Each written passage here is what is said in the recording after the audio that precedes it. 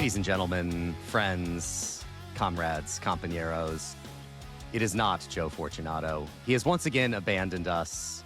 I don't know if we will ever let him back in our lives, but it is I, Eric Cohn, his usual co-host, hosting the podcast this week for the 90th episode of Blueshirt Bandwidth.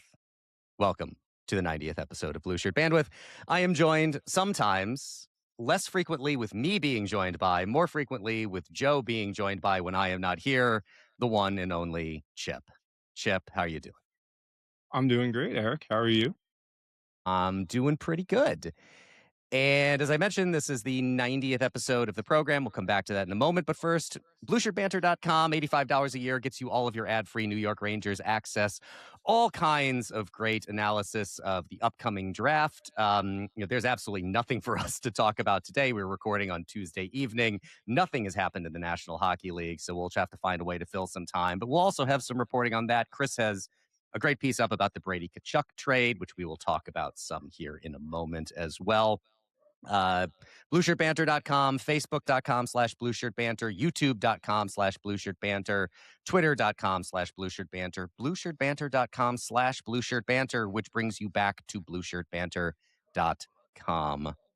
So before we get to it, we'll get this piece out of the way. There are 4 New York Rangers who have worn the number 90. Chip, do you know any? You know what? I'm just going to go ahead and say we have a couple of guests joining us for this episode of the podcast. First up, from Blueshirts Breakaway, Ryan Mead, also joining us on the program today. Ryan, if you want to jump in on any of these two, please be my guest. On the we always 90s? do this for the naming 90s. of the episode. There are 4 New York Rangers who have worn the number 90. Does anyone know any of them? They're all recent. I can give you 2 of them. Okay, go. I can give you Victor Mancini and my favorite mistake, Vlad Nemestnikov. Vlad Nemestnikov and Victor Mancini. There are 2 others. One of them is definitely going to fool you, and the other I barely. Is it one that has another number, but they wore 90 once? Yes, that is correct. And it's a Is it- goaltender. Oh, and it's recent? Recent. Georgiev? Alexander Georgiev in 2018. And the last is Justin Richards in 2021. God bless Justin Richards. Which I didn't even know Justin Richards was a Ranger. So maybe this is the Victor Mancini episode, or maybe it's the Vlad Nemestnikov episode, because as Chip said, it's his favorite mistake. We'll have some time to determine that here, but let's just get to it. Welcoming Ryan Mead from Blueshirts Breakaway to the podcast. Do you guys post video? So is that a we're thing? here. We do. Yeah. Yes. Wow, Sorry, that's you're going to be on sick. video. I should have told you that ahead of time. Shouldn't No, I? yeah, it's fine. I don't care. I'm on video all day long. It doesn't matter to Yeah. me. There you go. How many episodes has Joe missed? Joe has not missed a ton. I think Chip and I, we've only done like 3 together ourselves, or 4. Yeah. Do you think But he's actually dedicated, or does he like you guys? Like, what is it? Well, he definitely those are doesn't 2 like very us. different questions. That's weird. And also, can you tell Joe that I've never missed a show? Just like to let him know. Like, I've never missed an episode of my own podcast. we'll have to tell him because he also doesn't listen to the podcast. There's never. No, he's not going to hear any of this, so feel free to just say Cool. whatever. So Joe comes texted to my mind. wife this week behind my back, like straight up, not a lie, true story. And then he said he pretended. He said, "Oh, sorry, didn't realize this was Ryan's wife. Meant to text another Ryan's wife." And then they ended up talking about me for like 25 minutes, including my buttocks, which he went into deep graphic detail about, which I found alarming. So it's good that Joe's not going to listen to this. I find that alarming on multiple levels. One is that he can go into deep graphic detail about your buttocks. He actually, if you do ask him, he will do it. He will. Yeah. Joe and I have met in person a lot. Yeah. Is now a good time to add that the reason he's not here is because he is on an island somewhere in the Caribbean, which now puts a different color on that previous conversation. You know, I think islands in the Caribbean have been in the news recently. I can't remember Yeah, why. something about that. I vaguely remember hearing about this. Did a couple things. It's so strange. And I'm pretty sure he flew there on a jet. Huh? Private? Yeah. Or no? Well, BJ? I mean, he is an aspiring oil oligarch, Possible. so I'm going to have to assume that it was a private jet. Yeah, that man loves explosions. Can vouch for that. Yeah. I'm just going to say, for those of you listening, draw your own conclusions from the facts now entered into evidence. I think usually you should, think a lot of things about Joe. He is not committed. He's on a PJ to a private island. Wow. I mean, holy moly. That guy Who stinks. knows? All right. Well, Who it's good knows that he's what not here else? to defend himself. I think he texted me today. Anyway, whatever. Thanks for having me. Was it about your buttocks? No, but I can get an answer while we're here. What do you think of my butt? Okay. Let's keep going with the podcast. When he answers, just feel free to interject that. So the reason that we are here is because of the dumb former Bird app. And Ryan and Chip, Still the best who were website. going, it's still fantastic. Unfortunately, Ryan and Chip, who were going back and forth about in the wake of the Brady Tkachuk trade. So of course, I don't even know if you could say the biggest news, because we've had such an explosion of news in the National Hockey it's still the League today. biggest. I think it's still by far. Arguably the biggest. So Brady Tkachuk traded from the Ottawa Senators to the Florida Panthers, joining his brother Matthew Tkachuk there. Apparently, Brady had provided a list of 4 teams that he would be interested in joining. But at the end of the day, it was 1, and we see that. And to be fair, Brady Tkachuk is stupid enough that he might not know the difference between 4 and 1.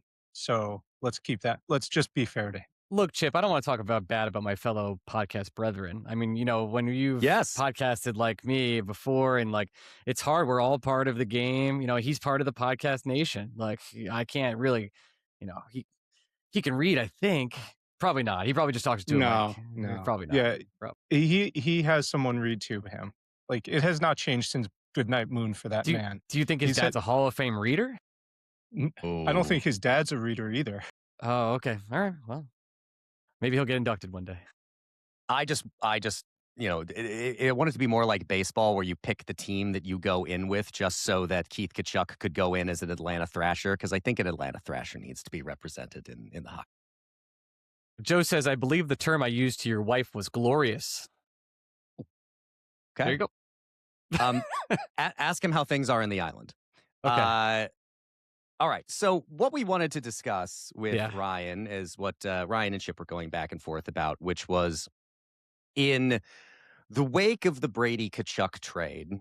Ryan, you had a day on the Bird app, first with the Mackie Samoskevich trade. It's a fact, Eric. He got traded for a first, and Artemi Panarin didn't get traded for a first.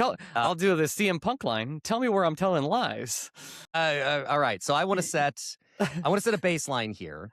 Sure. Before I let the two of you, because I now find myself in the precarious position as moderator for someone who is given to monologizing.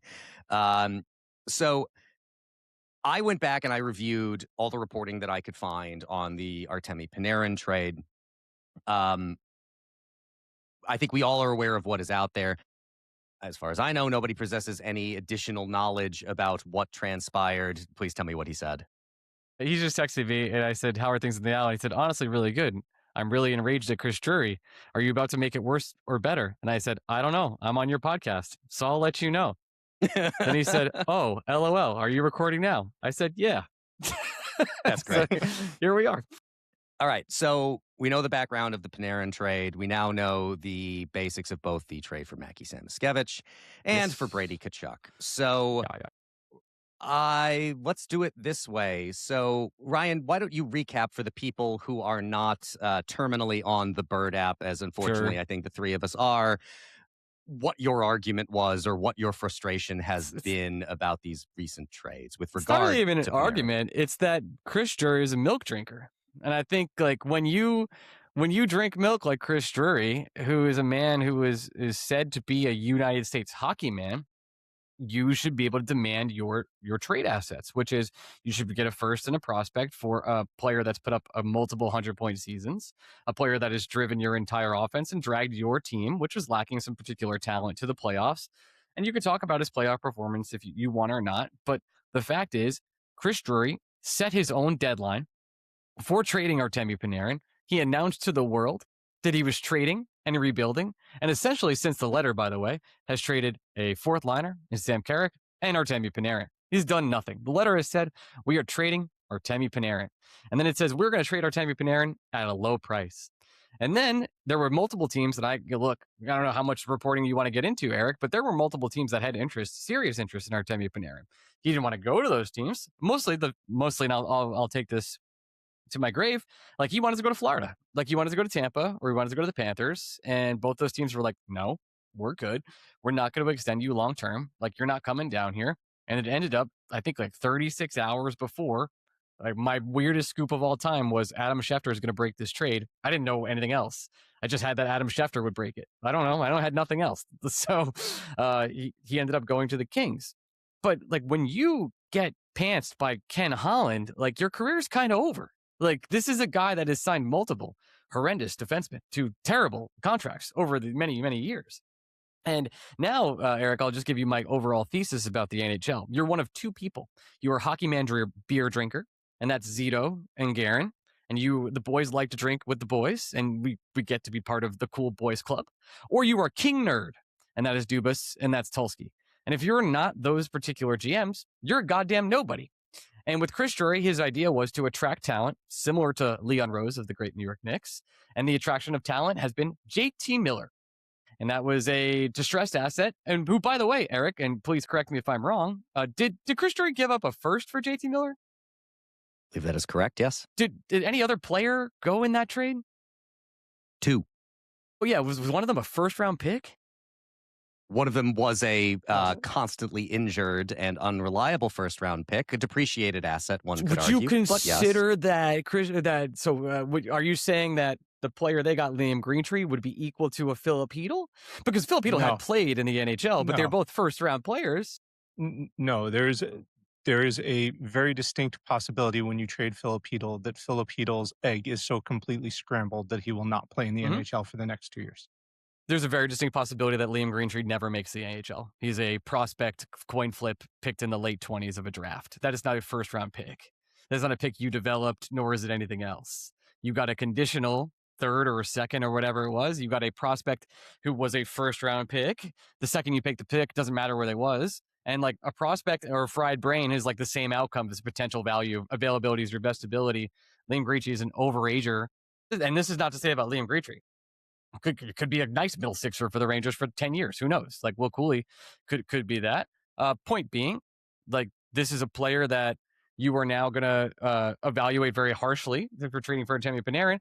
But when you're negotiating against yourself, which the Rangers were, by the way, they set the trade deadline. What happens if they just go, you know what? We actually have an extra month. Like, then what happens if Artemi Panarin turns around and says, you know what? Fuck you guys. I don't want to be traded. I'm going to stay here. Cool. I mean, do you think the Rangers organization is much geographically different that if Liam Greentree is not in the system? You think the future is like, holy shit, we're going to the moon? Look, I deeply respect all of the work that you do.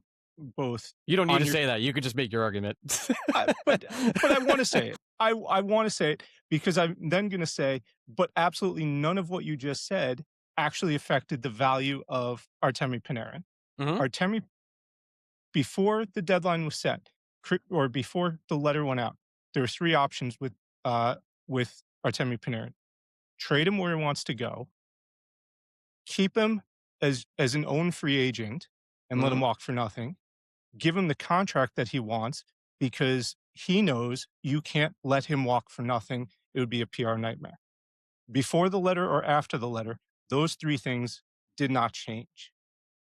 So saying you wanted to... Those things did change. Not Especially really. the last one. Like, they hardly had contract negotiations. It was like a one conversation situation. Yeah, but at the end of the day, they were never going to let him walk for nothing. So you've either boxed yourself into the corner of giving him the contract that he wanted, which they didn't want to do. Clearly, they did not want him to be a Ranger. That's correct. Or let him go for nothing. And so, you could have whatever sort of, and as far as making it public, as soon as they gave his agent permission to seek out a contract extension, which was going to be a prerequisite on trading him, it was going to be public anyway. So it's not like Drury outing it changed that timeline. Well, he increased it. They said you have to get this done before the Olympic break. By days, not by anything else. Days. It was weeks where everybody in the NHL universe was sitting in Italy for weeks, where he could have talked. Where Chris Drury doesn't talk to other GMs, by the way. He's a very secluded man. But like he could have spent weeks networking with Czech's notes, Team USA. So was. Here's the other end of that. Mm-hmm. Kevin Fiala broke his leg in the Olympics. Yes, they did. If the LA Kings are the only team that Artemi Panarin was going to go to, and Kevin Fiala has a broken leg, is he going to the LA Kings? I don't think so. I don't think Ken Holland makes that trade at that point. And so couldn't you make the argument that he would have gone somewhere else? Nothing. No, I'm making the argument he would have gone nowhere else. He would have left. He would have either been extended at a number that Panarin wanted, which the Rangers did not want to do, or he would have walked for nothing. Those are the arguments. But the argument was about Brady Tkachuk compared to Artemi Panarin. Like, what is the difference? Because Florida's the one team you'd go to. Age and term.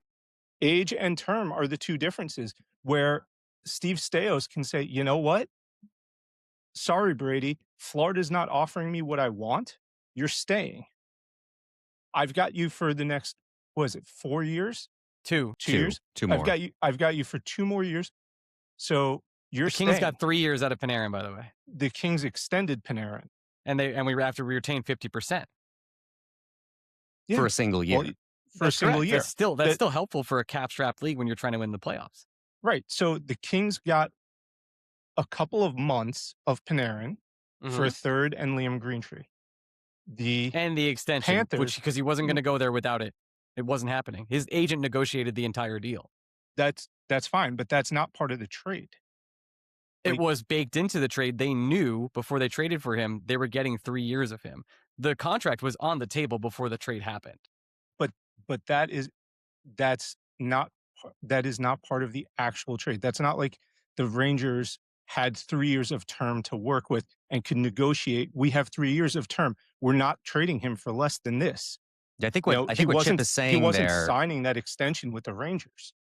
I think what Chip is saying there is that like possessing a player already signed under that term is different than having an extension being negotiated past the trade. I mean, being able to tell kind of sitting in the cuck chair for Drury, like he's like, oh, actually, I don't know if you're going to be able to extend him. I have no idea, and I have to pretend like I don't know that you're going to have that answer. No, they certainly knew. Care if you're going to extend him. Wait.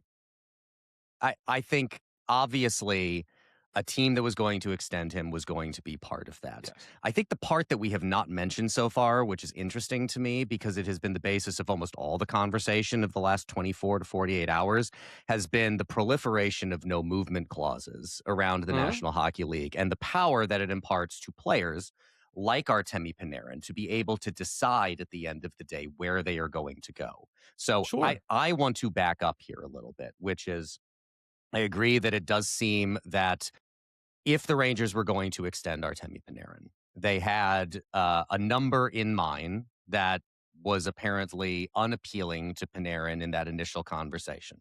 There was 3 different contracts, and one of them was like a 4-year over like $7.5 million or whatever it was.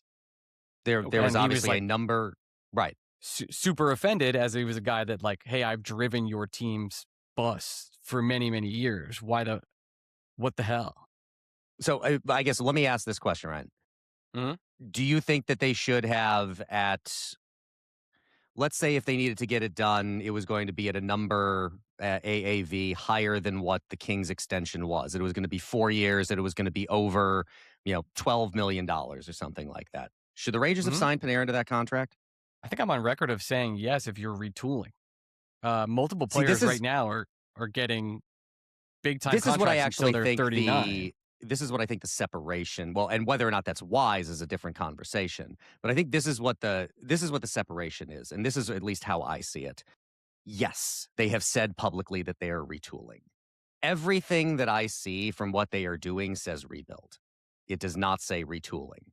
As I look at a lot of the trades that have happened in the last, not even 24 hours, in the last 3 hours, if you're a team that is retooling, those are definitely trades that you would want to be in on. But I think the argument that Chip has made and that others have made as well is the Rangers are not a Jordan Kyrou away from being a contending team. They are not a Brady Tkachuk away from being a contending team. So they're not an I think there is away. I think there is a very colorable argument that calling it a retool is PR. The reality is that it is a rebuild, even if they don't want to say it publicly. And if it is a rebuild, I think it is fair to say that Artemi Panarin does not fit that timeline, especially at the price that it was going to cost them. You won't find me arguing it. My point was, Brady Tkachuk has one team. He did one team. And he got 3 firsts. 3. And a second. And the Rangers got a conditional third and Liam Greentree.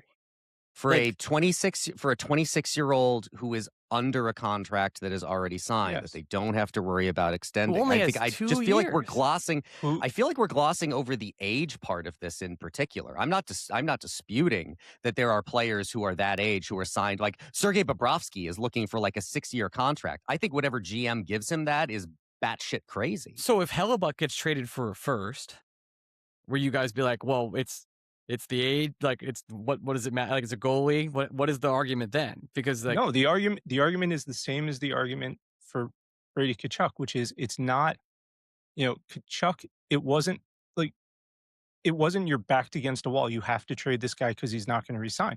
Staios could very easily turn around and say, you know what, Florida. If Florida turned around and offered, Jack Devine and a second round pick, Staios can turn around and go, you know what? Fuck you. I'm going to keep him.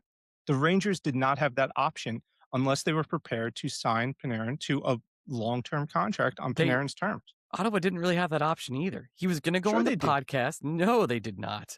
They have a miserable organization that's trying to turn the corner at this point in time into winning. I love the Eklund trade for them. Congratulations. Mm-hmm. I think they're better now after the both of those I think trades. They're much better. I mean, Brady Tkachuk scored 0 points in a playoff series. So like, yeah, sure. Anything's better than 0. But point being, like, this is a guy that's going to go back and go on the podcast and talk to his brother. And like, there's all the controversy around him. Like, we just watched 2 years of controversy with the New York Rangers of just shit and players complaining and everyone asking out.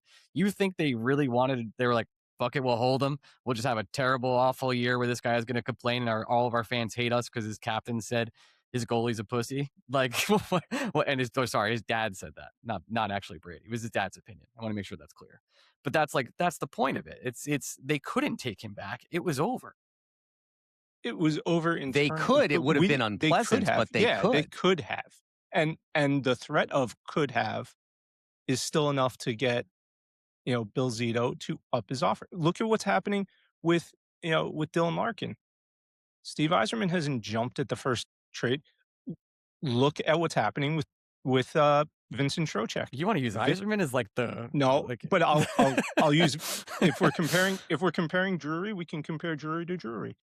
He has the luxury of time with Vincent Trocheck, so he could have jumped at Charlie Strommel a first and another low level prospect for Vincent Trocheck at the deadline last year. He didn't. The difference is he can turn around and say, I can trade this guy later. He didn't have that option with Panarin. So he took the best option from the only team that he could send Panarin to. The fact that he got what he got. Look, I don't love the trade. I think he did the best with the circumstances that were beyond his control. The only if he's Bill Zito, he gets a first. That's just the difference. Like I don't think that's then Bill Zito is the same genius who handed out long-term contracts to Nico Mikkola and Brad Marchand. Bill Zito does not walk on water. Mikkola won a cup, dude. He was a badass against us. Yes. He kicked our fucking ass after he left us. I understand. Do you think that contract ages well? Do you think the Marchand contract ages well? How many contracts in the NHL are good? None. Yeah. The point is, like, he gave out those deals, and he could have very easily said, "I'm Bill Zito. I'm a beer drinker. Take my fucking offer or walk." He didn't. He gave them everything they wanted to stay, so he could try for more cups, knowing that they're going to go bad. He didn't hold anybody against the wall for those deals. I think we're almost talking past each other because sports now, at least in this day and age, is about either, again, being analytical monster or relationships. And it's clear that Chris Drury has mishandled not only Artemi Panarin's relationship and potentially getting him to take a sweetheart deal at a 2x11, which is unbelievable. He didn't take that if you are retooling. It is like criminal to not sign Artemi Panarin at a 2x11 if you are retooling, despite the rebuild potentially being a thing. But it is a person that has now mishandled multiple relationships, whether it's Chris Kreider, whether it's Jacob Trouba.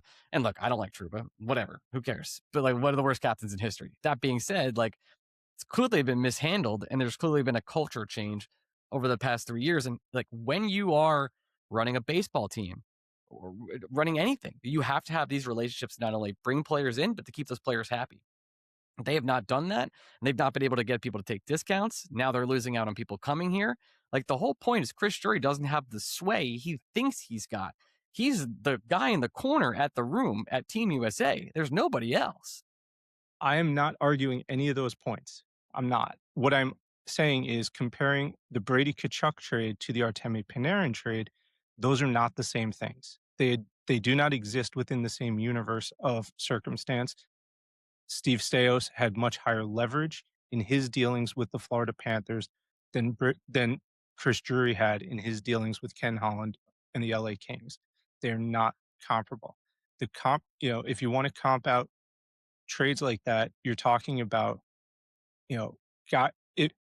compare two players with term or two impending free agents. Term and age do matter when you're talking about trade returns. You're getting 2 runs with a Tkachuk. Like, it's not like, again, they signed Panarin. Like, you're getting 2 of them. And I understand he's younger. He's never outproduced Artemi Panarin. This is a guy that, by the way, I'm very curious to see how Brady Tkachuk works in a Florida system when he's the 5th best forward on a team. He is, over the past 4 years, number 4 in shot attempts in the NHL. He's a high volume Trae Young shooter. So what is he like when he's number 5 on his team, when he's the 5th best forward? Probably a beast. It's probably a matchup handles, but like, that's not a guy like that. Like, Brady Tkachuk is an extremely great name. He's not an extremely great hockey player. Artemi Panarin is a great hockey player. There is a difference in performance. I think Bill Zito overpaid to get Brady Tkachuk the same way he overpaid to keep Sam Bennett and Brad Marchand and Nico Mikkola and all those guys. I think he overpaid because he could give a shit about the 9th overall pick, some kid who's going to possibly help him in 3 years. Fly forever. Correct. They're a goddamn potential of 3 and 4 years. Like, do you know what I would do? So you're talking about a guy who I think we agree overpaid for a player who is 10 years, not 10 years, sorry, who is 8 years younger and has 2 full years of control, as opposed to a 33-year-old who had 6 weeks of control. So it wasn't 6 weeks. I want 2 months. I want to try to tie somewhat of a bow on this, because I agree with Brian to some extent that I think there's some talking past each other going on here. What I keep coming back to in this, and I'm sympathetic to Chip's line of argument in the sense that the conditions, both in terms of the player, the term, and all of that, were different, which necessitates a different kind of return. What I just keep coming back to is, and for Joe and I who have gotten a lot of flack, is just, unthinking Chris Drury defenders, which I do not think has been the case. I'm a former Chris Drury defender as well, by the way. So am I. And I wrote this in the report card that I wrote about Drury at the end of the season. It was like the second to last piece we published in our report card series. There's a forest and trees problem for me with Chris Drury, and that is each of these individual circumstances, like what Chip is describing here. I can look at and I can say, in that context, I understand the move. I understand why it turned out the way it did.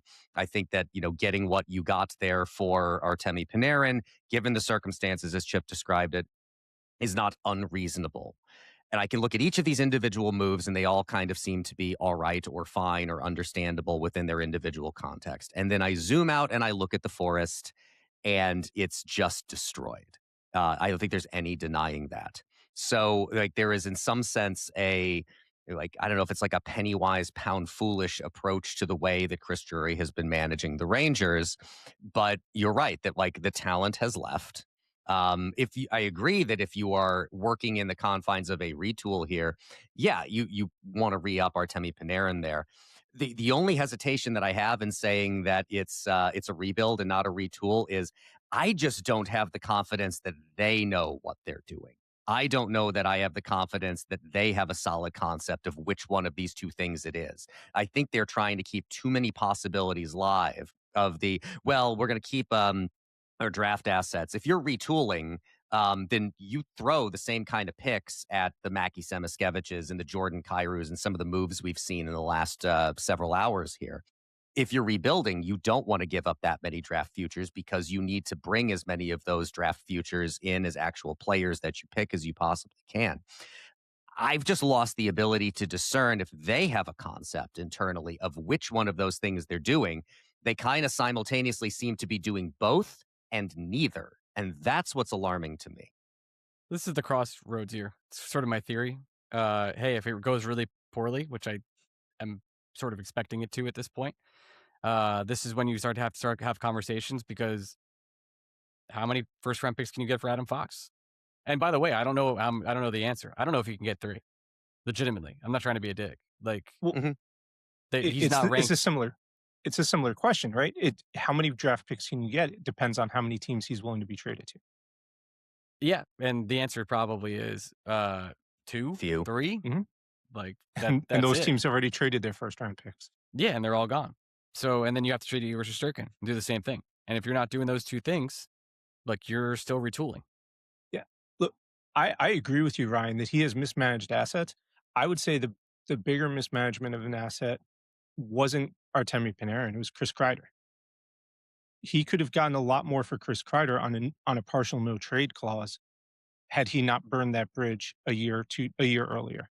I'll go one further. They could have traded Panarin last summer if they really thought, and they would have got multiple. Only if Panarin was willing to waive his no movement clause. Though. Well, this is to me, though, is what militates in favor of I don't know that they have a concept of what they're doing, because I agree with you, Ryan. I think they could have gotten more if they had made the decision in the chaos of not this past season, but the season before, that this is the time to do all those kinds of things and to move Artemi Panarin when he still has a year left, in addition to the one that he was playing out on his contract there. They clearly thought coming into this past season, and clearly wrongly, and enough like that, we did a roundtable at Blueshirt Banter prior to the season where there were some people more down on the Rangers, but most of us thought that they would be at least able to get back up to a wild card position. I mean, even in the chaos of the 24-25 season, they finished a couple points out of a playoff spot. I think a lot of us, you can say that we were idiots. That's perfectly fine. You're welcome to do that. That we just completely misjudged that situation. That they should have made. Can I cut you off real quick? Because I've sent some dumb texts this year. There's a world where this team makes the Eastern Conference Finals, and it's not that weird, guys. Did you see the Penguins and the Flyers? Igor Shesterkin could beat both those teams. That's a thing. He could have done that, and they spent 3 weeks without Adam Fox and Igor Shesterkin. They didn't have Artemi Panarin. If they keep Artemi Panarin, Mika had his best year in years, and they got a healthy Fox. Gavrikov was excellent, and all of a sudden, you're if you made the dance, you could convince me. I don't think they're beating Carolina, guys. I'm not going to sit here and say this, but if their road was Pittsburgh, Philly, Ottawa. No, the East was incredibly Ottawa, weak. Philly. Imagine you went Ottawa, Philly. You tell me right now, this Ranger team with the healthy Igor Shesterkin and good Adam Fox and Panarin's on it. You guys don't feel good against Ottawa and Philly? But I think this is also, back to your point, I think this is one of the concerns about, the wanting things to fall clearly in one direction or the other, right? Shesterkin is kind of the wrinkle in all of that, because, as you noted, that high quality of a goaltender can float you much longer than a lot of other teams with weaker goaltending would be able to sustain. So my big worry is that Igor continues to be Igor. The rest of the team around him continues to be insufficient, and it's we're reliving the Henrik Lundqvist years again, where they built such crap around him, and you're going to waste a generational goaltender. And now we get back into arguments over, do you build around a goaltender at all? Well, Eric, I'll say this very kindly to Henrik Lundqvist. Henrik Lundqvist is very loyal to the Shield and the city. I have no idea who Igor Shesterkin is, and Henrik, the way you got rid of him was you bought him out. Great job, everybody. And that, I don't know if Igor's going to be the same way. I mean, when Gorton sent his letter, he tried to get Igor to waive his no movement clause. Not Igor, I'm sorry, Hank to waive his no movement clause too, and Hank refused. Yeah, loyal to the Shield. Right. That's what he Yeah. was. Right. Yeah. But again, to my broader point, which was the time. I don't know if it was you or Vince. Someone after the New Jersey Devils series had it that Drury was furious with Panarin for how little he showed up in that series. Gallant as well. Yeah, and so my thought was the time to approach Panarin about waiving his no movement clause right then and there. If you're not sold on him, now is the time to move him. He had 3 years left on his deal, 4 years left on his deal at that point. 3, yeah. Yeah, but what I kept going back to was the Henrik Lundqvist thing, which is it's great to go up to a player who you don't think fits anymore what you're trying to do and say, we'd like to trade you. But the no movement clause says you can trade me when I say you trade me. Well, his plan was to retire here, like Panarin. Yeah. Like that's what he wanted to do. Right. So again, to Eric's point about, had they started these conversations about moving him a year earlier, we don't know that Panarin would have accepted those conversations then either. Mm-hmm. Yeah, agreed. Ryan, I want to, you've been generous with your time with us, so I want to get you out of here, but I want to ask you 3 exit questions on your way out. Get your take on it, okay? Exit questions, okay, yeah. Exit questions, yes. The first is scale of 1 to 10, 1 being absolutely freezing cold and 10 being just center of the sun. How hot is Chris Drury's seat? 6? It's more than I thought. I think the Knicks really didn't do him favors. I'll put it that way. So that's my follow-up question is what do you think is the impact of the Knicks winning a championship? Because this is one that I have found myself able to argue this one either way, that obviously James Dolan cares more about the Knicks than he does about the New York Rangers. I totally disagree. Disagree. Yeah. Really? I hear this all the time and I couldn't disagree more. Dolan's kids play hockey, dude. His kids don't play basketball. He goes to a lot of the games. He's in his seats. He watches the games at home. I'm not saying he doesn't care. I'm just saying I think if he had to choose between the two winning a championship, I think he would have picked the Knicks. I think it would be hard, picking a title, like a child, asking him to be Sure. who do you love most of your 6 kids, genuinely. And I think part of that is the reason he might have wanted the Knicks more is because he can stick it to more people he hates. Fair enough. There's a lot of people in the NBA that and Adam Silver and all this stuff. Bettman and him don't get along either, but there's definitely some other NBA owners he would like to kick them in the face, and he did by the Knicks winning a championship. But I don't think you can make a comparison saying he cares that much more about the Knicks. Fair enough. So do you think the Knicks winning a championship there, does it turn the heat up on the Rangers or does it take some of the pressure off? Let's say you and I were presidents of divisions of a manufacturing company. You and I both had the same roles, but I worked the West and you worked the East, and you won Metal Man of the Year. And they were like, holy shit, Eric, you did so good this year. You crushed all your revenue goals. You tripled what we were doing, and you expanded our partnership to China, and everyone loves this. And Ryan, you did terrible. I mean, oh my God, you sold absolutely no metal, and you actually lost our New Mexico account. But it's okay. We're actually more focused on Eric now. Is that how that works? I don't think so. Fair enough. I do have my trophy here for Metal Man of the Year, so I appreciate you bringing that up. I did not pay you to do that.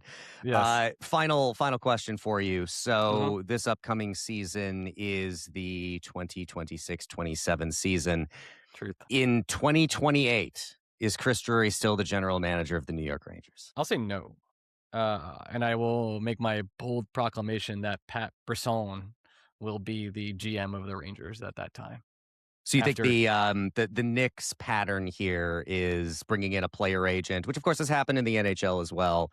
Yep. That's going to be the big Dolan takeaway from the success that the Knicks have had? Is going to be triple that you check need something here. Where did Leon Rose go? Leon Rose, was he CAA? Okay. Oh, that's interesting. Okay, where does Pat Brisson work? Okay. Oh. CAA. Yeah, that's interesting. That's super interesting. let me ask you one last question. Based on what you were saying about Drury seat being hot and all that. Sure.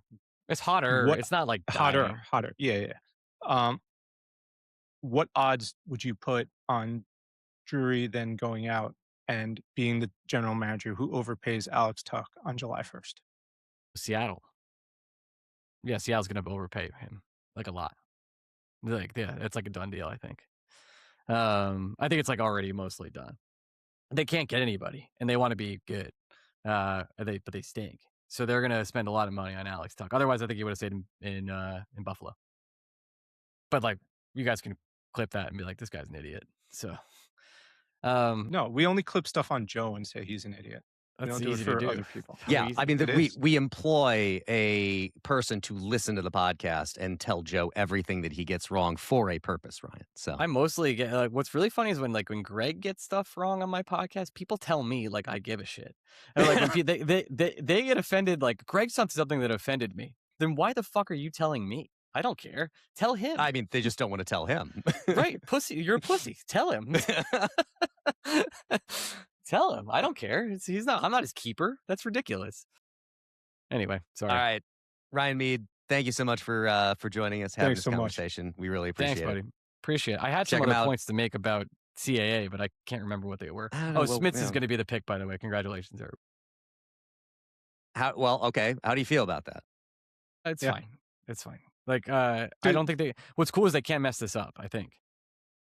I think there's once you get past 2, I think the tier 2 level of talent, there's just enough players there that if you're picking at 5, it's kind of hard to make the wrong pick there, especially when you're a team like the Rangers that needs so many different things. I mean, yeah. guys, they beat the Blackhawks when they needed to out-tank them. It's like one of the most criminal moments in Rangers history. Like, It's As long it's the most look, I'll Ranger be shit of happy all with- time.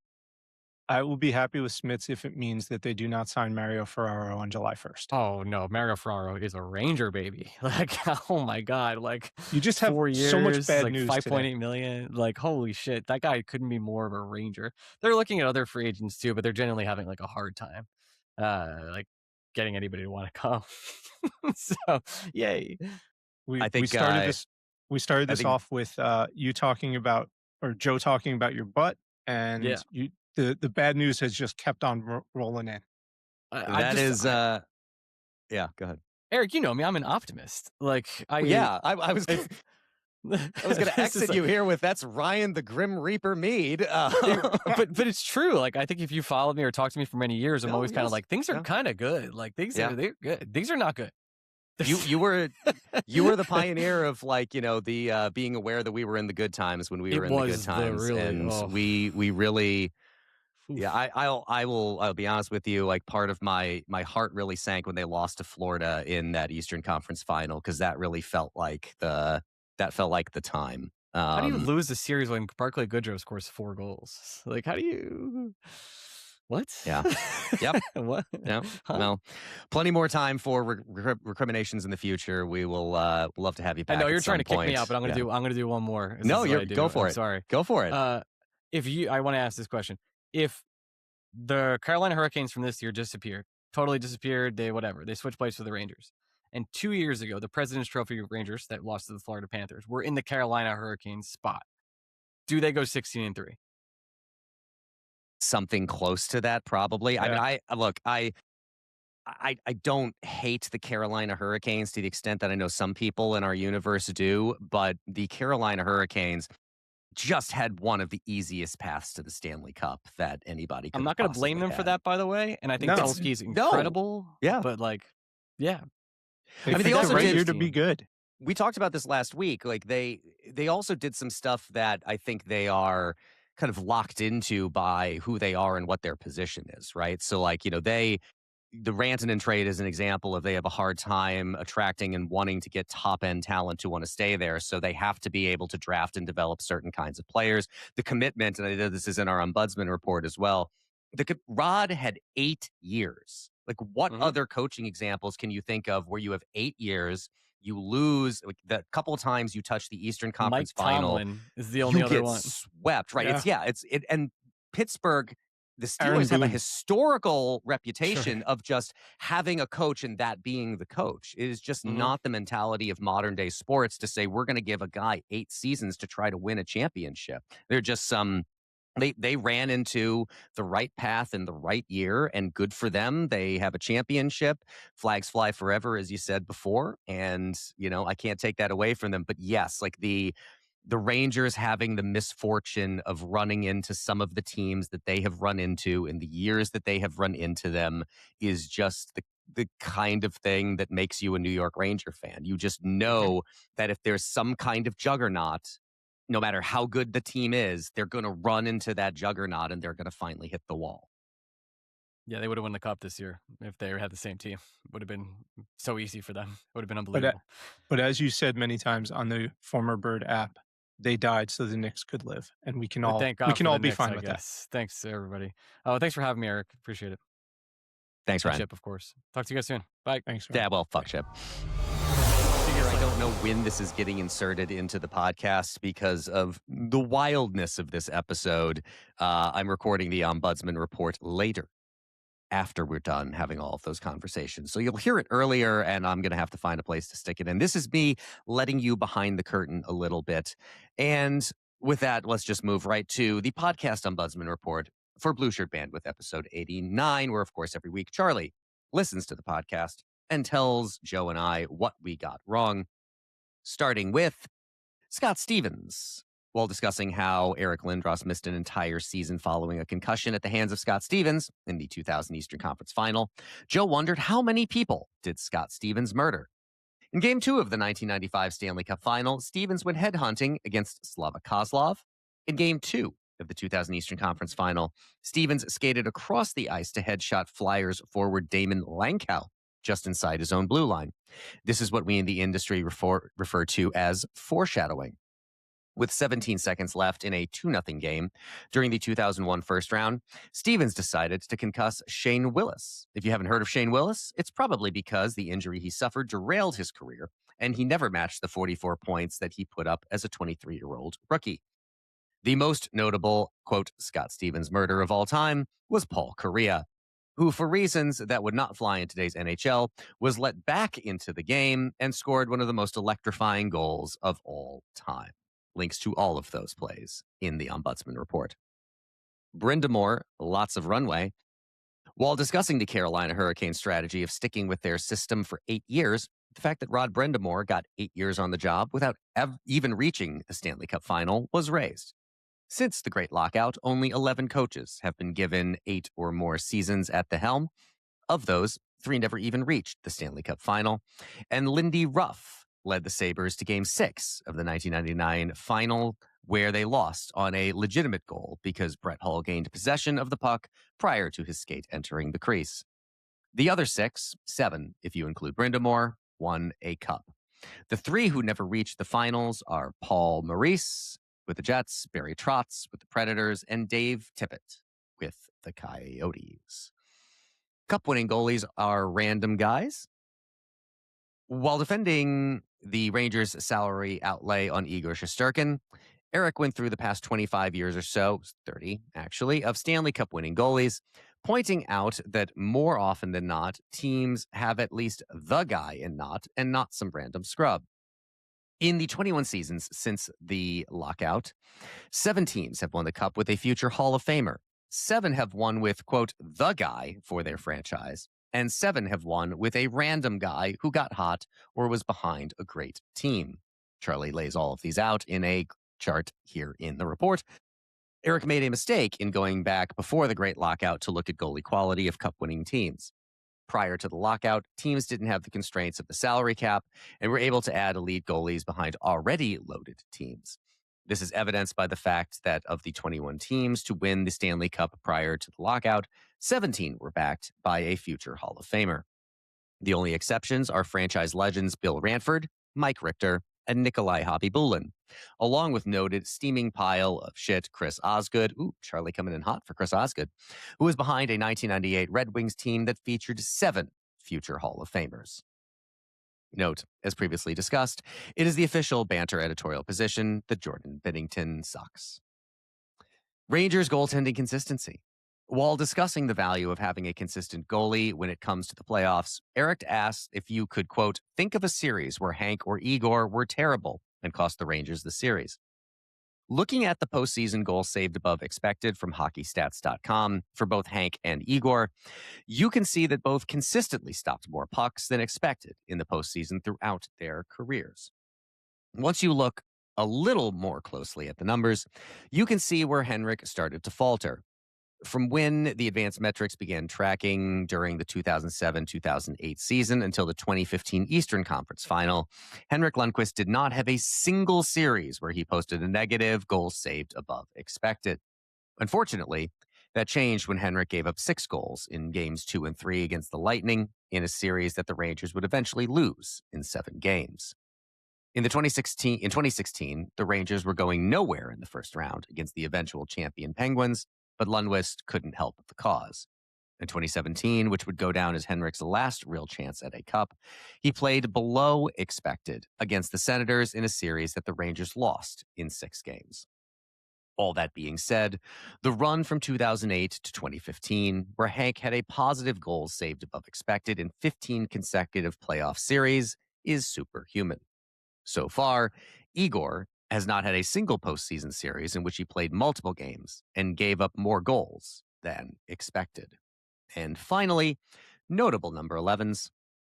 The parallels between Jalen Brunson and Mark Messier, both wearing number 11 and joining the Garden team to break a 50-plus year championship drought, were brought up. For some reason, Anthony Volpe's name keeps being thrown around as another number 11 in New York who might help lead his team to a title. This is Chuck Knobloch erasure.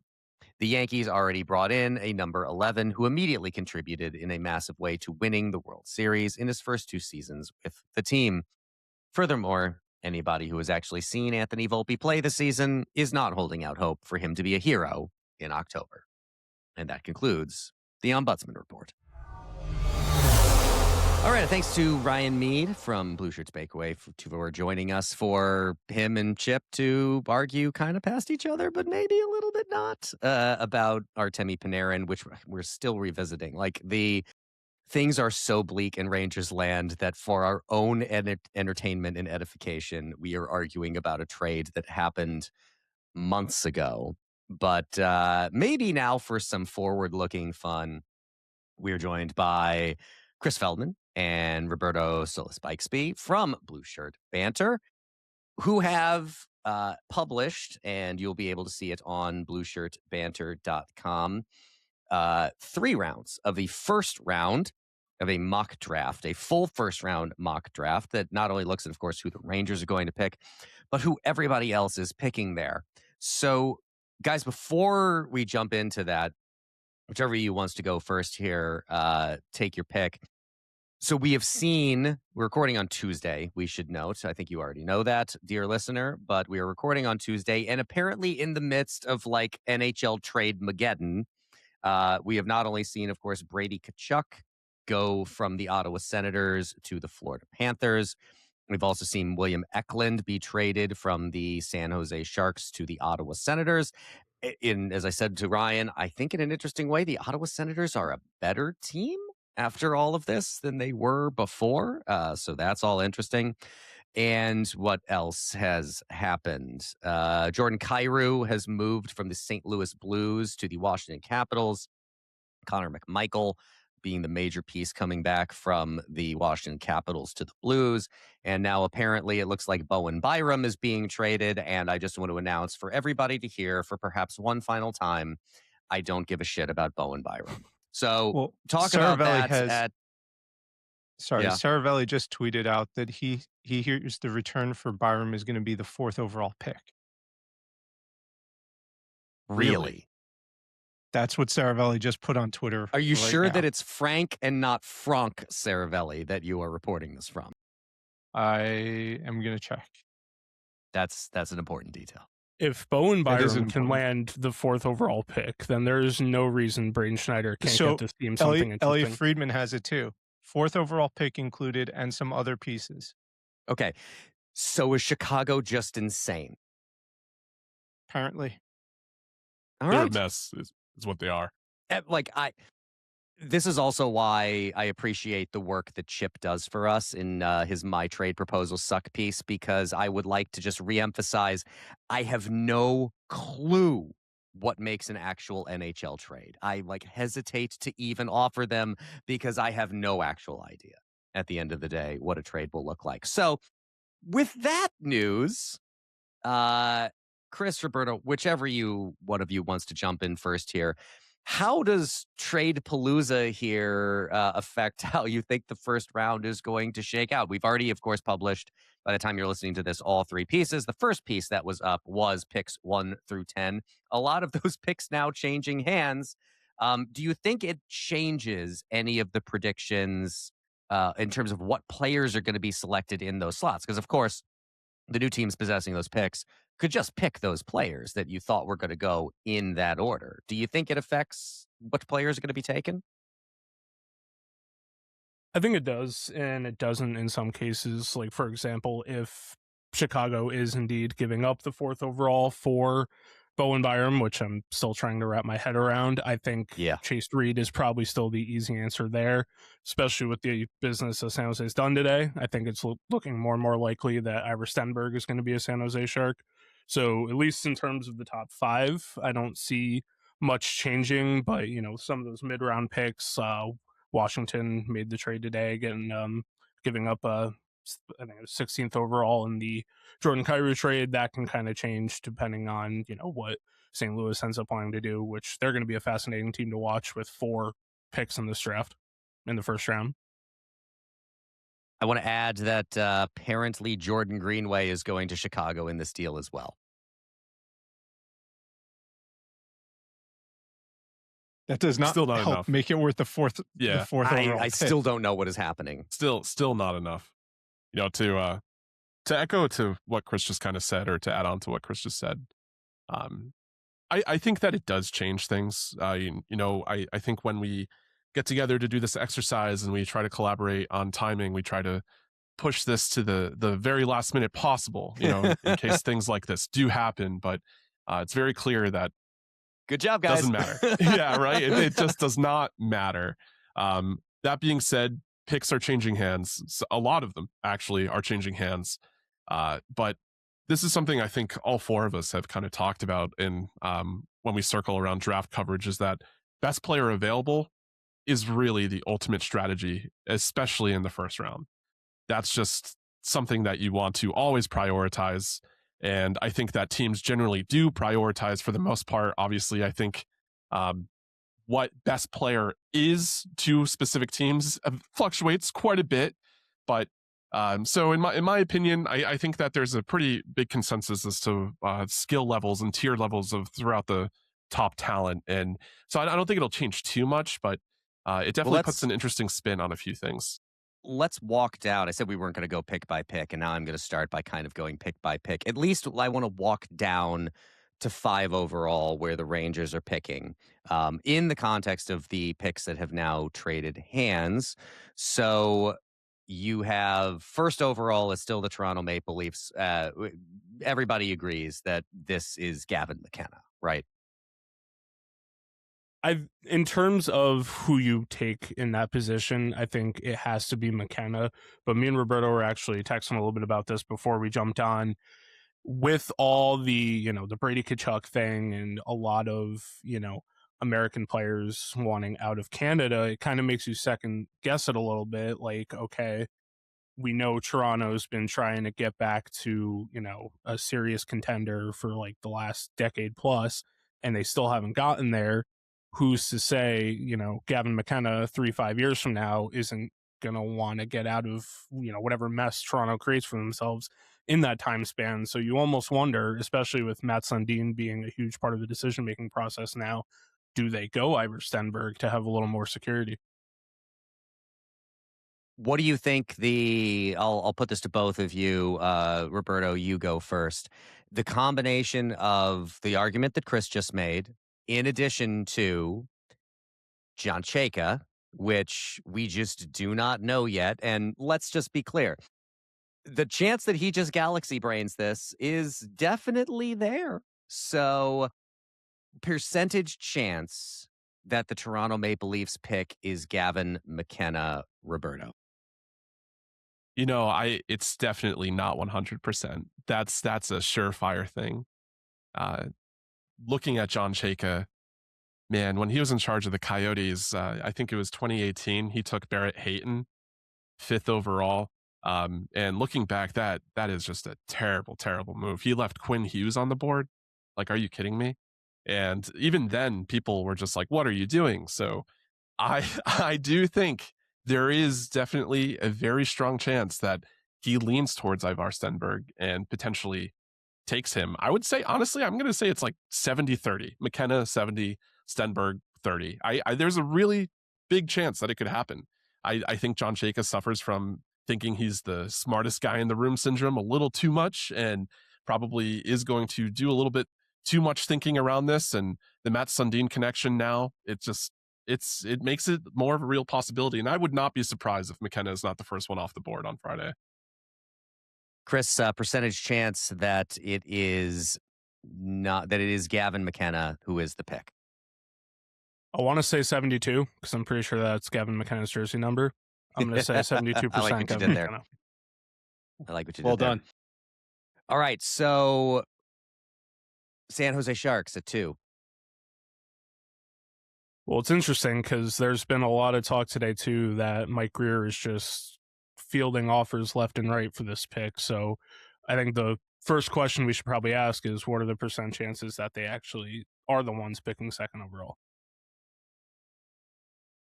Yeah, Roberto? I'll chip in there because I agree with you, right? But before they made that trade of Eklund to the Senators, I really thought that there was a good chance that they may look to move back. But now that they did that, they have pick 9 in their hands also.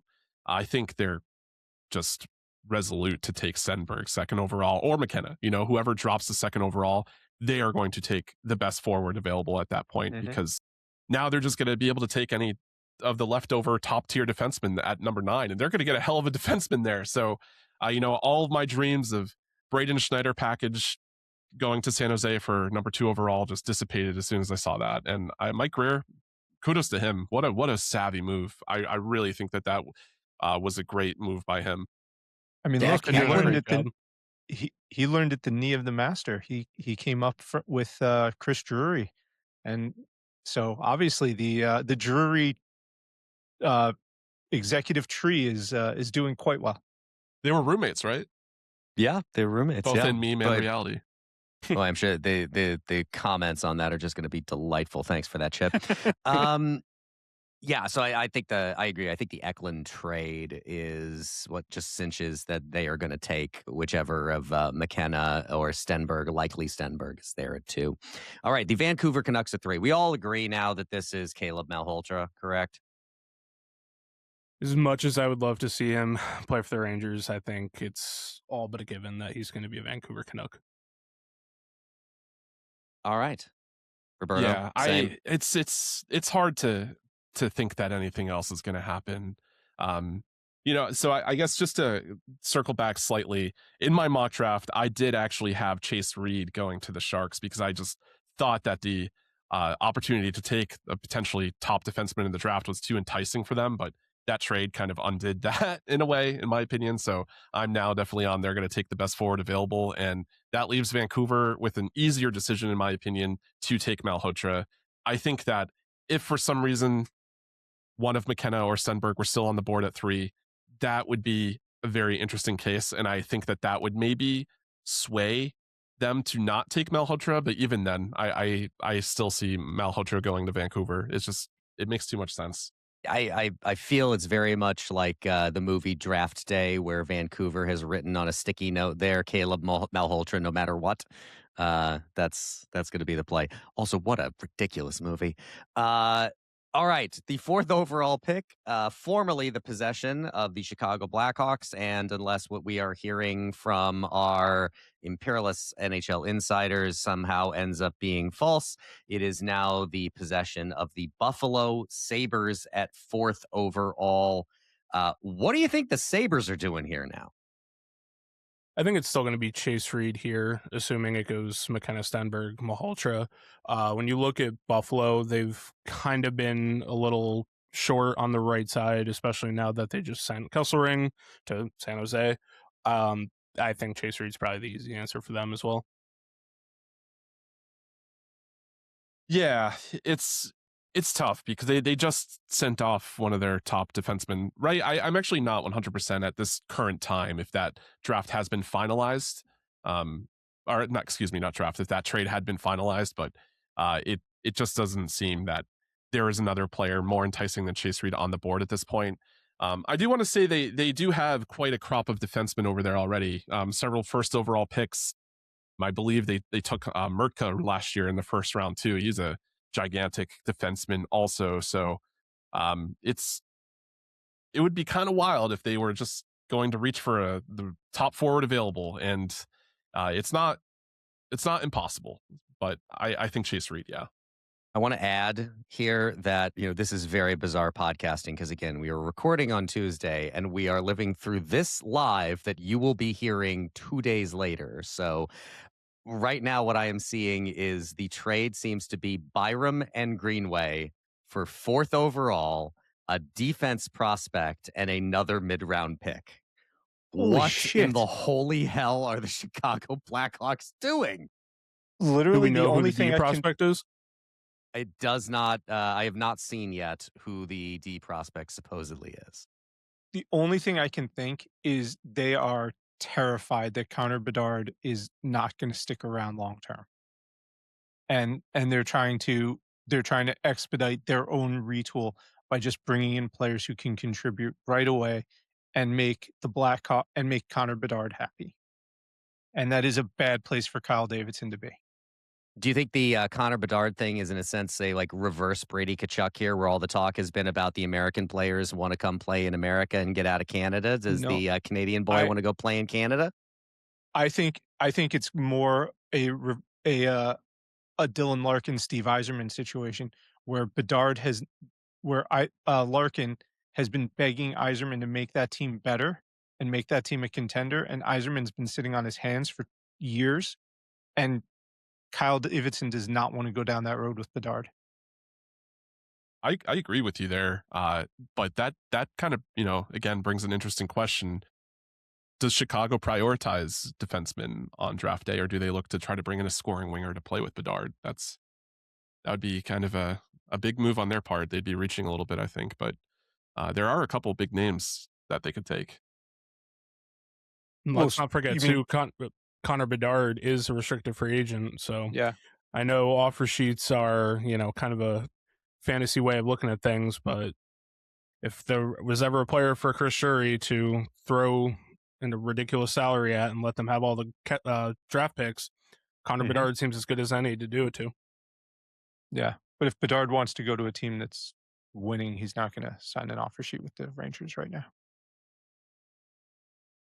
All right. So at the time being, that is where the Buffalo-Chicago trade stands. Bulletins to follow as events warrant. All right. So we are at Sorry, can I just add? Go ahead, Chip. Can I just add one thing to that? Now, look, all trades are different because all GMs are different. It's not 32 of the same brain making these trades. But if Bowen Byram and Jordan Greenway are worth that package, then Braden Schneider cannot be a Ranger by the end of the day on Friday night.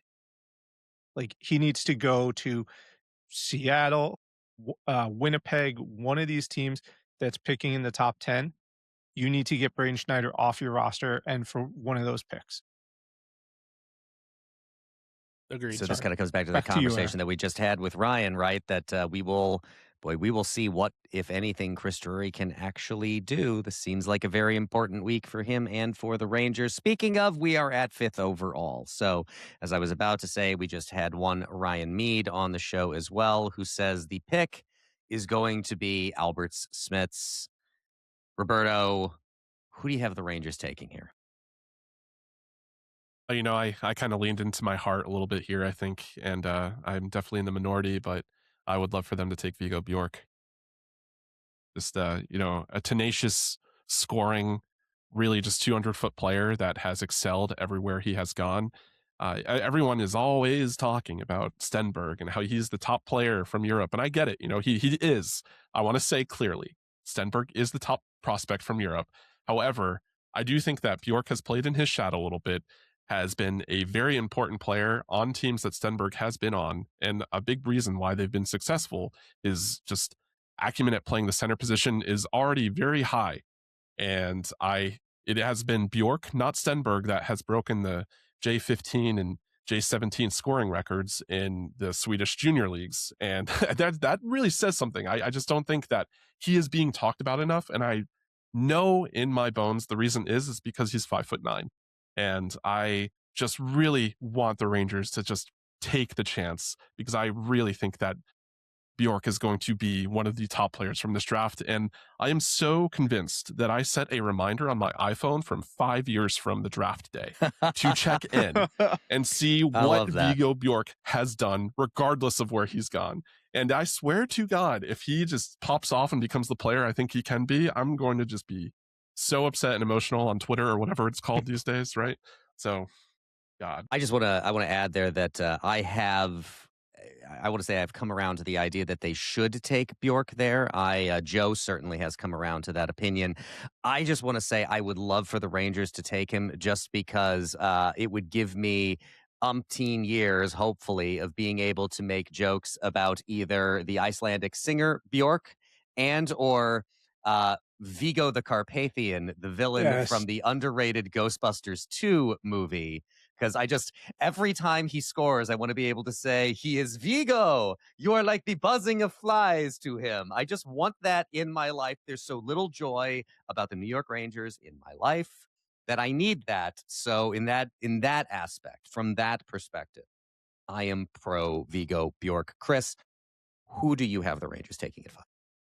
So that is a bit of a loaded question. And just to kind of go off of something Roberto brought out, the thing that drives me crazy with like the discourse around Viggo Bjork only being 5'9", 5'10" on a good day, whatever you want to call him, if you watch him play, he doesn't play like he's 5'9", 5'10". He's not going to go out there and lay massive hits or, go fight the toughest guy on every team, but he can more than hold his own physically.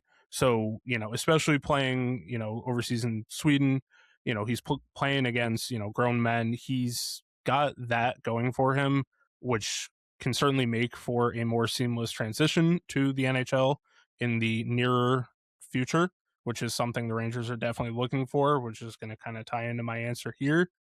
Look, at the end of the day, if it was me making the decisions, Carson Karls is the guy. I genuinely believe he's going to be the best defenseman in this draft class. Watching him play this year really kind of felt like I was watching like a Matthew Schaefer light. He has that explosiveness in his skating with and without the puck. He's an all-around player. He can, put up points for you. He can kill penalties. He can run a power play. He can do a little bit of everything. He'll throw his body in front of the shot to block it. He'll, throw hits as needed. Everything you want out of a defenseman, Karls brings.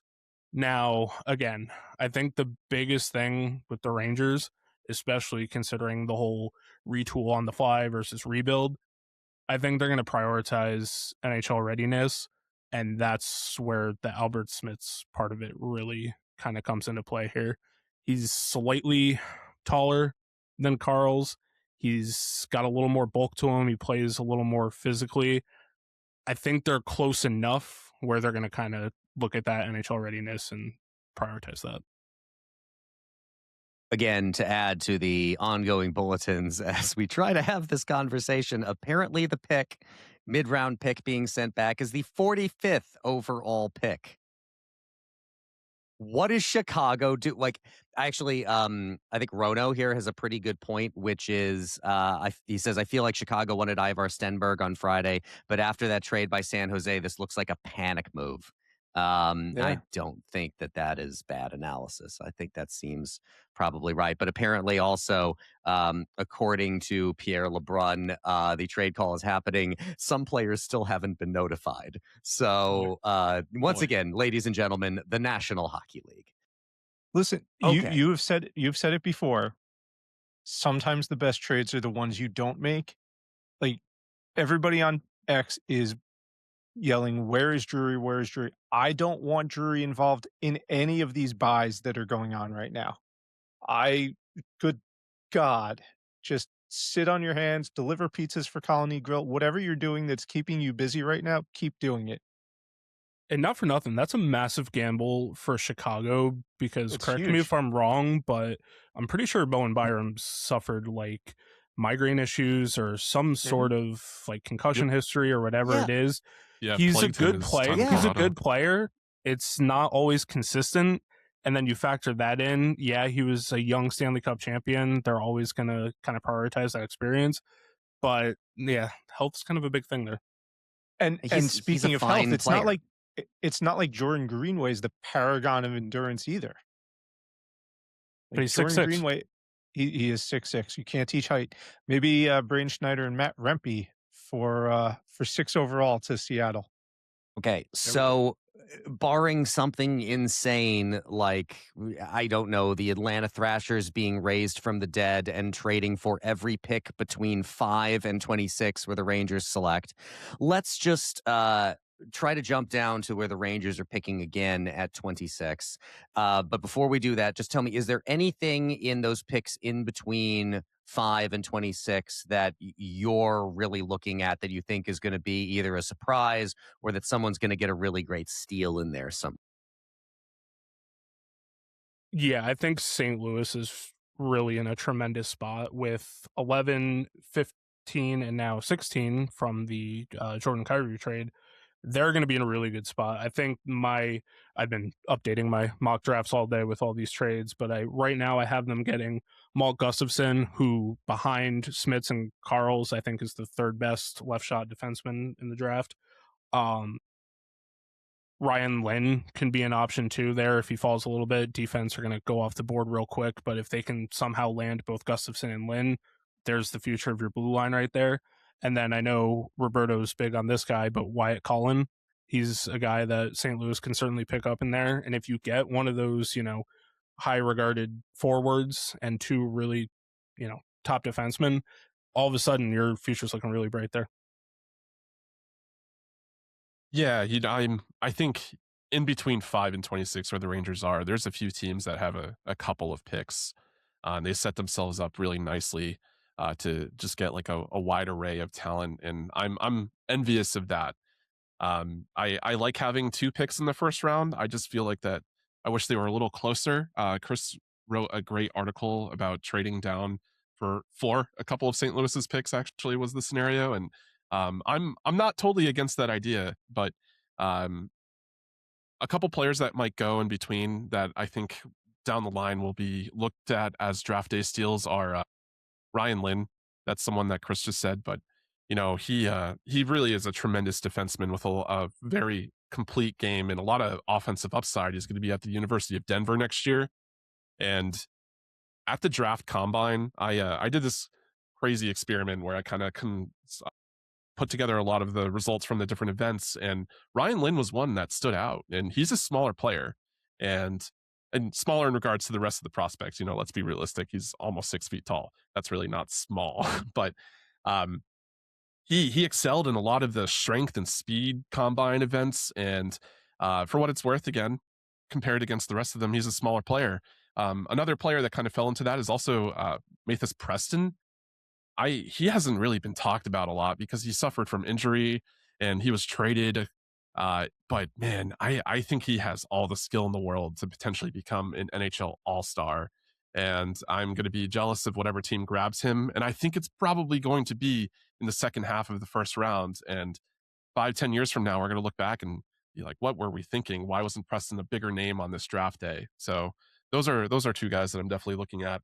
And last but not least, and I might slaughter his name here, so I apologize. Only I took Spanish in high school, but Xavier Villanueva.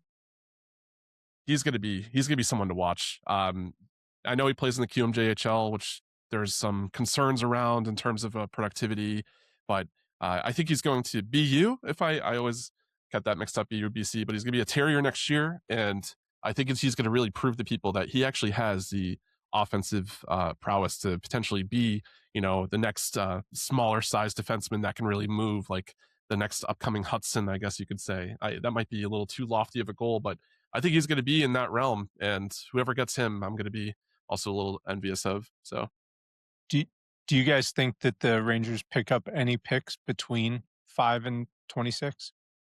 Either through trading Schneider, trading Trocheck, trading up? I mean, especially now that we just saw this Bowen Byram deal, I think the best use of Brady Schneider at this point in time would be to try to get another draft pick, especially, somewhere, it's a wide margin, but somewhere between that 5 and 26 range. I mean, St. Louis has a lot of picks now. I know I just made the case that they'd be in real good shape if they, draft all these players, but could they be swayed on Brady Schneider for a first round pick? I know as Ranger fans, we're all kind of, counting down the minutes till he's not around anymore, but from an outside perspective, this is a 24-year-old right shot defenseman who plays a physical game, but also can kind of bring some two-way elements. And again, I know the Rangers, sadly haven't gotten to that point where they've gotten back to the Cup final, but, two trips to the Eastern Conference Finals in that short career that he's had up to this point is valuable experience, especially for a team who's, been in and out of the playoff picture as of late and is trying to get back there. He could be, valuable to a team like that. All right. 2 more questions and we'll get you guys out of here. Appreciate your time. So we're at 26. Who do you have the Rangers going with here at 26? Chris, you go first. So I'll give 2 answers again because I have who I think they're going to take, and I have a whole slew of players who I'd like them to take. But in terms of who I think they're going to take, I keep coming back to Jack Hextall, and a large part of that kind of goes to all the trade rumors with Minnesota. We talked extensively about how Vincent Trocheck was going to be a Minnesota Wild, and the main piece of that was going to be Charlie Stramel coming back. To me, Jack Hextall is kind of we don't need Charlie Stramel. We have Charlie Stramel at home, and that would be Jack Hextall. He's a guy whose ceiling is probably that of a third-line center. He's a right shot. He's an absolute workhorse. He's hungry on pucks. He does, all the cliches that Chris Drury and the Rangers seem to love. He does all that well, and because of that, and because they need centers, and because they're probably getting a defenseman in the 5th overall pick, it really does seem like it's going to be him. Now, I do think there are far more interesting options. In the event Alexander Command falls to that deep, I would love him at that pick. Like Roberto was saying, Xavier Villeneuve, I'm probably butchering that name as well, but if he somehow slides down there, he'd be a really great defenseman. Liam Ruck really kind of intrigues me. He really has a lot of Ryan Callahan to his game with a little more of a goal-scoring touch. That could be very interesting as well. And then a guy I really love, Nicholas Aram Olsen out of Norway. This is a guy I think is just going to be an absolute star in this league. He's versatile. He can play the left or right side. He shoots left, and he's just an absolute weapon of a shot. He can shoot it from anywhere. He can lead the rush. He can make plays. Reminds me a lot of one of my favorite players of all time, Alexander Radulov. Just incredibly fun to watch with the puck. Berto, who you got? So in our mock draft, I listed the player Chris just ended with, Nicholas Aram Olsen. My logic behind that is late in the first round, I want them to bet on upside. I want them to take who they think the best player will be.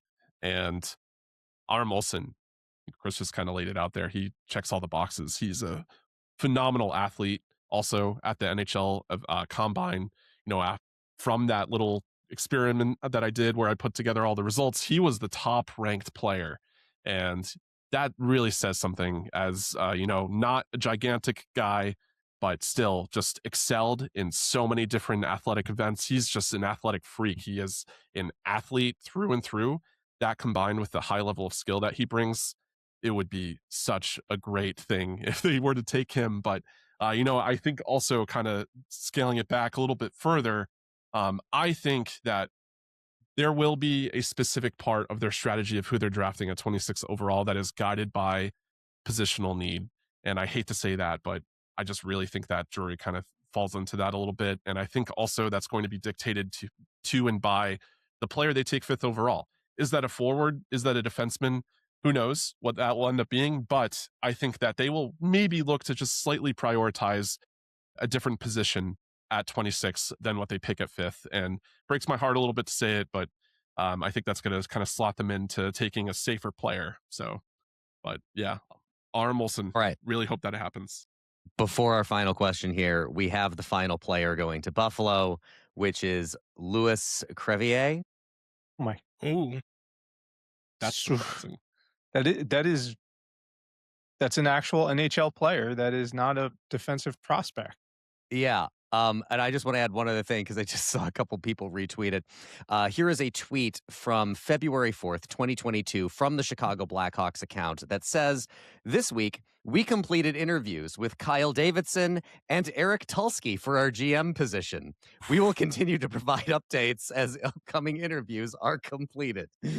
How's that going, guys? That Buffalo blue line not only has talent, but they're going to win. They could beat the Nets in a basketball game. You got Crevier's Crevier's 6'8". Mhm. Crevier's 6'8". Owen Power's huge. Samuelson's huge, and Merck is 6'6", 6'7", something like that. Yeah, well, I hear you, but Nixon 5. All right, last question for you guys before you get out of here. What do the Rangers need to do on Friday and Saturday combined? What do you need to see from them to come out of the draft feeling good about the position that the Rangers are in? Of course, this doesn't have to just involve drafted players. It can also be what trades you're hoping to see made, what kind of moves you're seeing. What do you need to see to feel good about it, Roberto? Yeah, so Chip asked a question a little while ago about, do we expect the Rangers to compile other draft picks?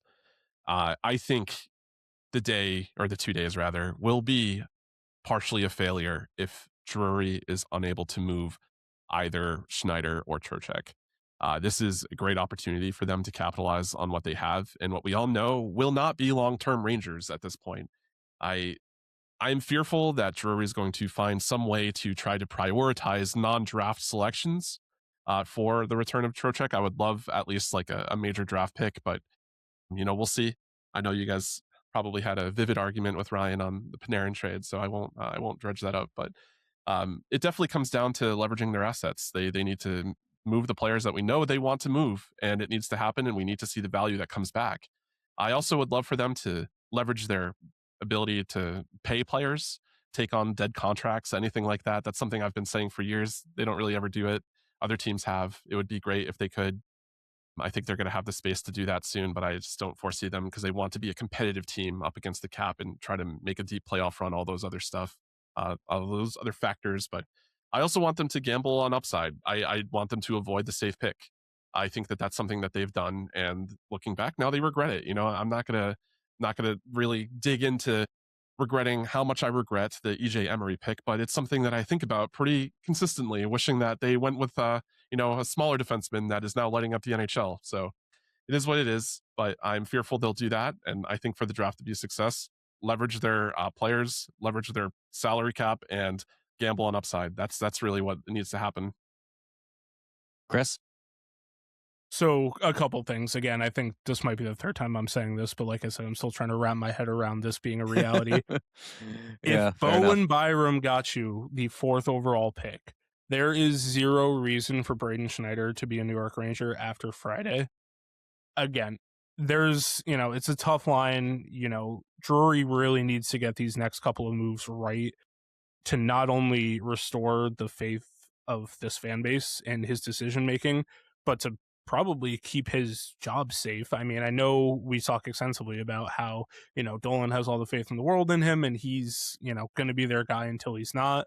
But, all these moves that he's made that is leaving them where they currently are, there's a lot riding in these next decisions. So he can't rush to make these decisions with Trocheck and Schneider because he really does need to get them right. But at the same time, patience is really kind of wearing thin, I think, for obviously the fans, but for the organization as a whole. I think you got to move Schneider, try to get, another pick in this class somewhere in the middle. And again, Roberto said it, upside. You got to look at the players available with each of your picks, kind of thinking one step ahead, especially in that third round. The 4 picks they have in that third round, there's a lot of talent in there that can really bring in some interesting pieces. I wrote a story that had at least 5 players that they can target in the third round. I'm going to have a full mock draft coming later this week for the entire draft. I used Puckpedia to kind of see where those picks land and kind of talk through the process there. But there is a lot of upside in those, third rounds. They got to get goaltending. I know it doesn't seem like a major issue with Igor Shesterkin, and they just signed Dylan Garand, but there is really nothing beyond that. They got Callum Tung, great. I'm sure he's going to be a fun story down the road, but you got Talon Boyko and Hugo Allis, who are on loan overseas and probably aren't going to come back anytime soon. I would like to see them get at least 1, if not 2 goalies with those 5th and 7th round picks. But you just really got to try to hit on as many of these picks as you can, because the future's not super bright right now. Well, who the hell knows what is going to happen between now and Friday, but I think we've already talked to you guys about it. So, of course, Joe and I are doing a live stream on Friday evening for the first round of the draft, and you'll be hearing from Chip, Chris, and Roberto at different points during that live stream, which is some logistical shit that we still got to figure out later. But you know what? We're going to do that because just like the Chicago Blackhawks, we make it up off the seat of our pants. And we'll see what the hell happens there. So go to blueshirtbanter.com, check out the mock draft pieces, and feel free to jump in the comments and share how you think Trade-a-Palooza has affected what you think is going to happen there. A whole lot more to play out. Chris, Roberto, thanks so much for joining us. We appreciate it. Thank you. Thanks, Chris. Thanks, Roberto. It's been a pleasure. All right, well, this has been an eventful podcast, and not just because of Ryan and Chris and Roberto joining us, but holy shit, has there been some things going down during this episode. But we are now going to pay attention to none of that, and we've got a few questions from you that we are going to answer. You, too, can ask questions by going to blueshirtbanter.com and becoming a member at blueshirtbanter.com. It will allow you to ask questions such as, and apologies to 84 Jorts here, who wanted to ask an opening question, which we missed because I got to tell you, Jorts, man, shit be happening. So we'll answer. This is an opening question of the questions section of the podcast. From 84 Jorts. Opening question, draft the 25-26 Rangers for dodgeball. To make it easier, here's the roster from the final game of the season. Coin flip for who goes first. It's Perreault, Zibanejad, Lafreniere, Labamil, Cooley, Shiri, Trocheck, Cartier, Hemelish, Sikora, Radish, Fox, Gavrikov, Robertson, Borgen, Fortescue, Schneider, Shesterkin, Quick. I'm gonna contract this a little bit because I don't think we have time to go through a full draft here. But I'm going to ask you to pick 2 players, Chip. I want to know who is the best player to have on your team for dodgeball and who would be the biggest asshole to have on your team for dodgeball. Oh, best player is going to be Zibanejad. I mean, he's got a wicked shot, so I have to imagine he can throw that ball. And that sounded awful. It sounded better in my head than it sounded when I said it. He can whip it like nobody's business and hit you. And biggest asshole in life. It's going to be JT Miller. I hate to say that you've given the same answer that I was going to give, so I will amend it slightly, and I am going to say Gabe Perreault for the best player to have. I think he's going to be a real up-and-comer. I'm tempted to give a trolley answer here and say dodgeball is close enough to softball that I'm going to pick Alexis Lafreniere, but you know what? I'm not going to go down that road. And yeah, the biggest asshole, of course, is going to be JT Miller. That's it. All right. Ray asks, Brady to Florida, steep price, thoughts? Like we talked about with Ryan, I do think Bill Zito overpaid for Brady Tkachuk. But I think Bill Zito's in a position to overpay for Brady Tkachuk. Bill Zito doesn't give a shit who the if it's Bjork and he's not going to be on the team for the next 2 years, he does Bill Zito no good. This team is built to win, was built to win a cup, over these next couple of years. Brady Tkachuk helps them do that. I think uh, it's the right move for both teams. I agree. I think it's a kind of a steep price, especially when you consider, as we discussed with Ryan, the player that Brady Tkachuk actually is. Right. And even like we've discussed this with Matthew Tkachuk as well, that, he is a good player to have in your top 6 or even on your top line. But like Barkov is the guy, right? Mhm. Barkov is the guy who is driving that team forward. So I do agree that it is a steep price. And we will see how that works out for Florida. It may get them another cup next year. I'm interested to see what the fall off in that team is going to be, because I think it's going to be similar to your prediction about the Toronto Maple Leafs, that it is going to fall off a cliff and fast at some point in time. But again, you're right. Bill Zito doesn't give a shit. Bill Zito is a Honey Badger general manager. He don't give a shit, nor necessarily should he. If you win 3 Stanley Cups in 4 years, I mean, that is legitimate dynasty talk that we're having about your team right now. And who the hell cares when it falls off the cliff? Right. When it falls off the cliff, Bill Zito is going to be fishing at a cabin somewhere, and he will be fine with that. And they gave up 4 draft picks for Brady Tkachuk. That's 1 draft pick per IQ point for him. It's fine. By the way, have you noticed that have you noticed that Brady Tkachuk looks exactly like Sloth from the Goonies? I believe me, I am on Twitter. I see that pointed out on a very regular basis. It's either that they both look like thumbs or Sloth from the Goonies. I am here not to comment on any of that, but I do see you. I see you out there. Statesboro Blueshirt CT. What do you think Drury and Sullivan say over enough Summer Sams, to be honest? Do they agree? A couple of topics. We'll go down these very quickly. Rebuild versus retool. I mean, we just talked about this with Ryan, and internally, I think it's rebuild. The actions suggest rebuild, not retool. Chip? Yep.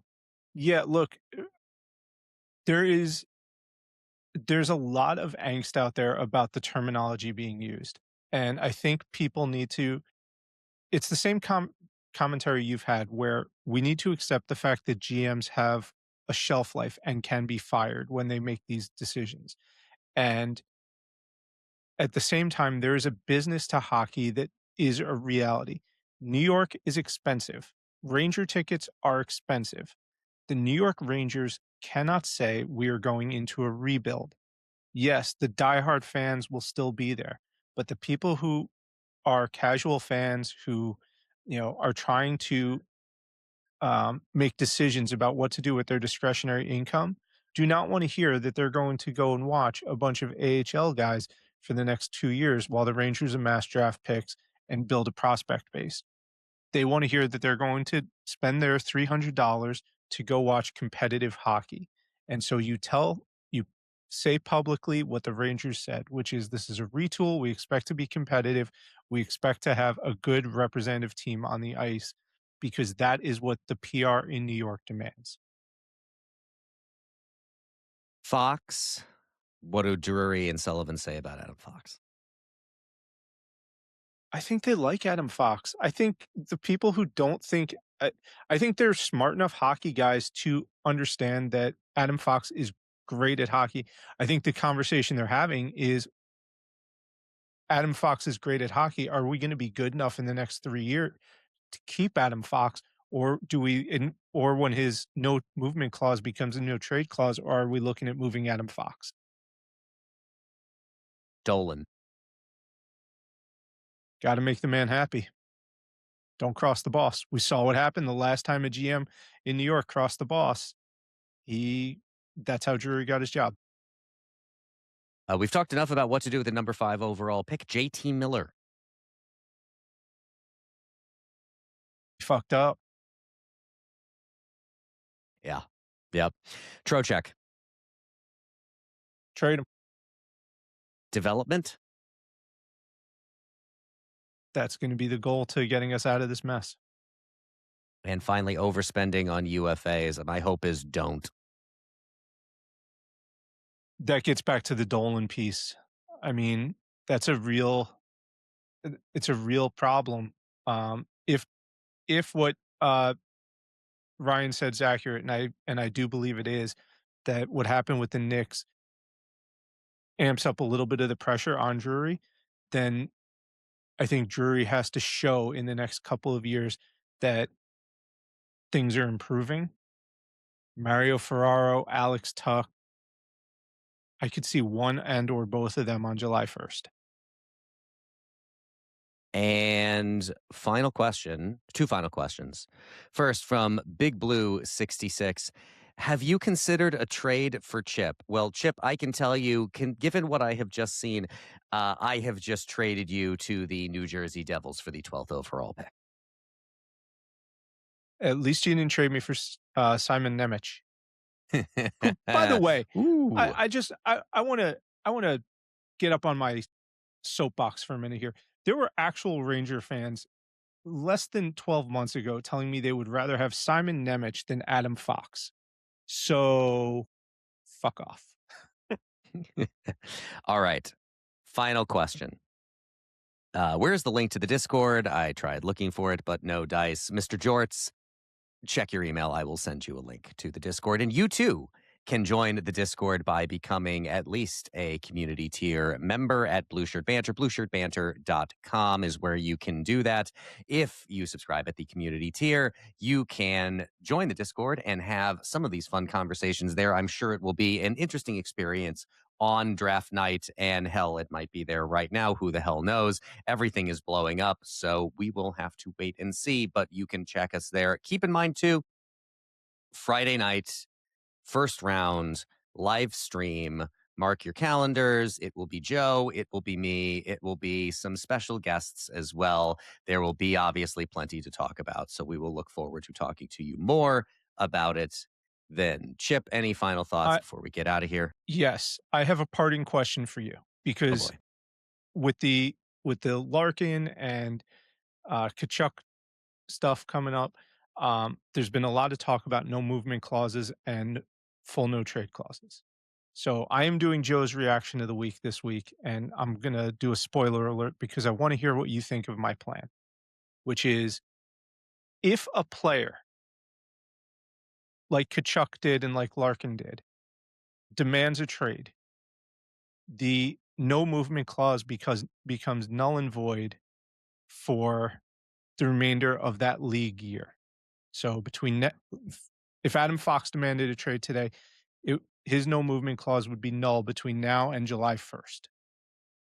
If a team approaches a player with a no movement clause and says, we want to trade you, then that team has to pay a 10% bonus to the player.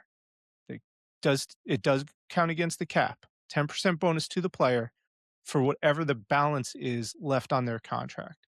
So in the case of Panarin, the Rangers would have had to have paid $1.1 million to Panarin once the trade to the Kings was consummated. What do you think?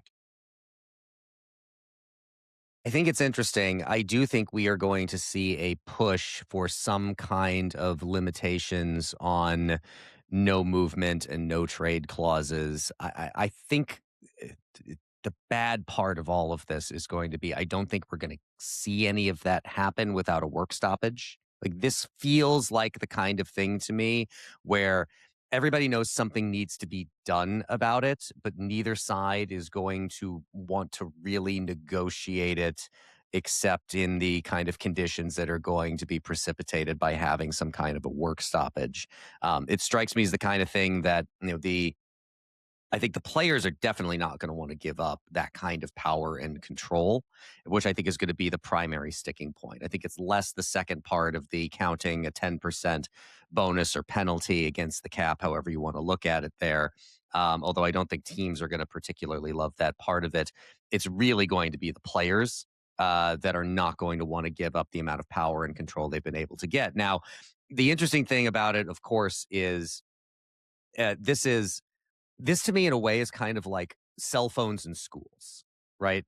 It is a collective action problem. If you talk to each individual parent, I think a lot of them would agree, or even like the age that you give kids a cell phone these days.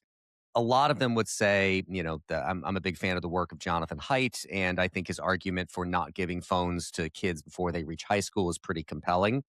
The problem is a collective action one. You don't want to be the outlier parent when everybody else is doing it. So everybody wants to stop, but nobody wants to be the first one to do it. There's mimetic theory basically says that you're throwing rocks at a glass window. The first one to throw is the hardest, because after the first one, you have a model. And after the second one, now you have two models. And this is how memes grow, right? This is general mimetic theory. Mm-hmm. So I think it frustrates me that it is a collective action problem, because NHL GMs could just stop giving these things out like candy, and it would start to control it. And at some point, all you need is one of those GMs to break faith and give out a no movement clause to a player, and you start the arms race all over again. It does feel like the kind of thing that is headed for some kind of reconciliation and collective bargaining. I think it's going to take a work stoppage to get there. Your plan seems perfectly fine. I just don't know that's the kind of one that you're actually going to get both sides to agree to, except in extremis. Yeah. I don't see GMs ever stopping giving them out, because as we've talked about, the GM who gives out a long-term contract with a no movement clause is not often going to be the GM who has to deal with a long-term contract and no movement clause. Yeah. If you look at the three big ones that Drury's had to deal with, it was Kreider, Panarin, and Trouba. He didn't sign any of those players. Well, it's going to be a fun week here in Rangers land. And by fun, I mean I may start cutting myself again. So on that note, BlueshirtBanter.com, $85 a year gets you all of your ad-free access to the best New York Rangers coverage that is out there, at least as far as I am concerned. BlueshirtBanter.com, Facebook.com/BlueshirtBanter, Twitter.com/BlueshirtBanter, YouTube.com/BlueshirtBanter, BlueshirtBanter.com/BlueshirtBanter, which brings you back to BlueshirtBanter.com. Chip, that's blue shirt with no S. Blue shirt. Just blue shirt. Yes. Any final thoughts before we get out of here? I think Joe is never going to miss an episode again. He better not. This shit's not good for our hearts. No, it's not. All right. That's it for us this week. We will see you Friday. Bye for now.